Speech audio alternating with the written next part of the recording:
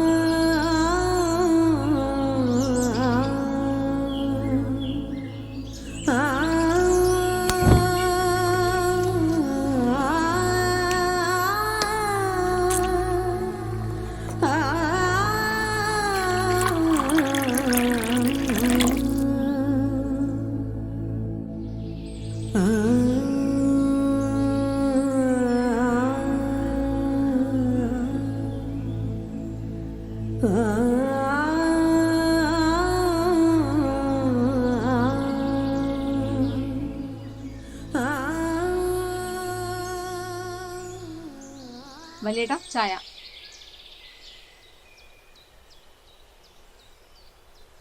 വലിയേട്ടാ എന്താ ചായ? എനിക്കും വേണ്ട നിന്റെ ചായ. എന്റെ അടുത്ത് എന്തിനാ ചൂടാവുന്നേ? ഞാനിപ്പോ എന്ത് ചെയ്യാനാ? മാമൻ തന്നെയല്ലേ പറഞ്ഞിട്ടുള്ള ആഹാരത്തിനോട് വാശ കാണിക്കരുതെന്ന്? എല്ലാ വർഷവും മലയ്ക്ക് പോണല്ലേ, ഈ ഒരു പ്രാവശ്യം പോയില്ലെങ്കിൽ എന്താ? ഈ വര അത് നിനക്ക് പറഞ്ഞാൽ മനസ്സിലാവില്ല. നീ ഹരിവരാസനം കേട്ടിട്ടുണ്ടോ? ഉണ്ടല്ലോ, ഫോണിൽ കേട്ടിട്ടുണ്ട്. ഇതല്ല, ഒരു 6-7 കൊല്ലം മുമ്പാ. അന്ന് ഞാൻ കെട്ടി നിറച്ചത് പമ്പേന്നാ.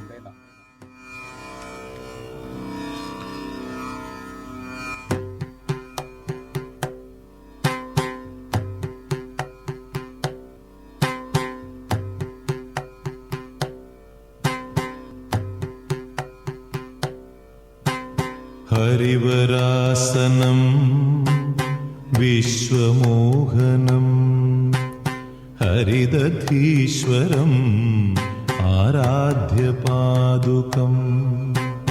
ശരണമയ്യപ്പ സ്വാമി ശരണമയ്യപ്പ ശരണമയ്യപ്പ.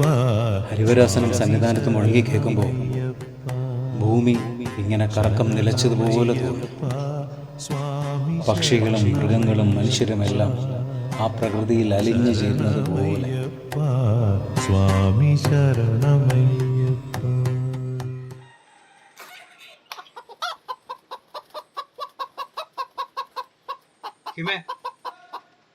നീ എന്ത് ചെയ്തിട്ടായാലും ആരെ വിളിച്ചിട്ടായാലും എനിക്ക് ഇപ്രാവശ്യം ഷോറിലെ പോയേ പറ്റൂ.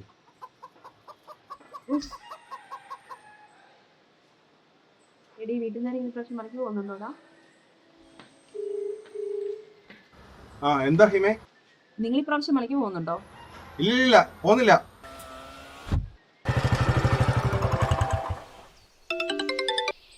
ആ പറയേച്ചി. എടാ നിങ്ങൾ ഇപ്രാവശ്യം മലയ്ക്ക് പോകുമ്പോ ചേട്ടനോട് വന്നു കൊണ്ടുപോടാ. ഓ അണ്ണനായിട്ട് മല കയറുന്ന പരിപാടി നടക്കുന്നില്ല ചേച്ചി.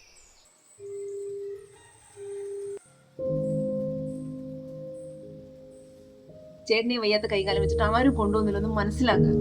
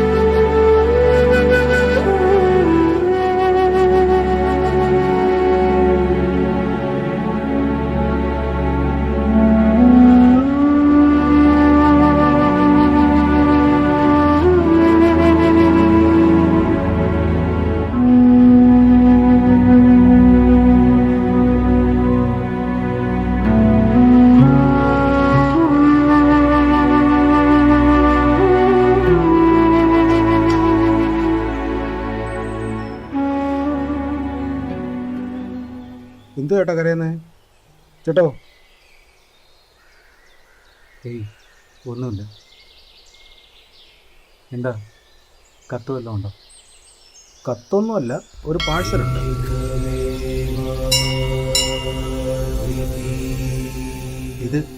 ഇതെനിക്കോ?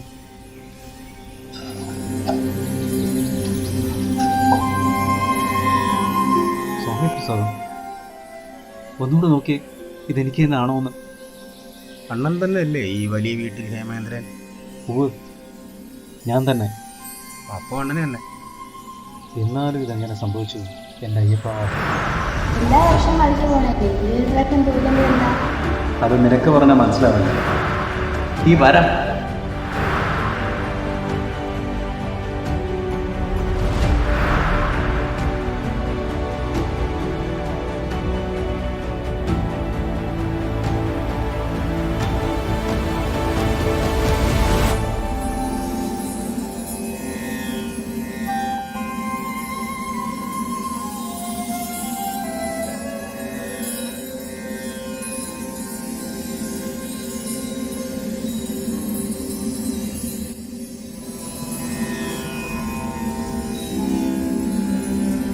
ഡിയർ അയ്യപ്പ, എൻ്റെ മാമന് കൈയും കാലും ഒട്ടും വയ്യ.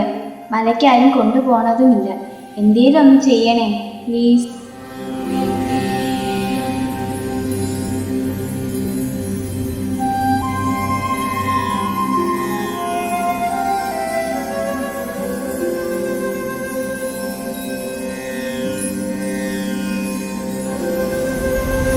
മോനെ, ഒരു മിനിറ്റ്. മോൻ്റെ പേരെന്താ?